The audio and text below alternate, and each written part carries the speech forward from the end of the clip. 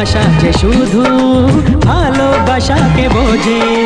তুমি শুধু তুমি নিয়ে আমি, তুমি শুধু তুমি নিয়ে আমি, এই তো জীবন।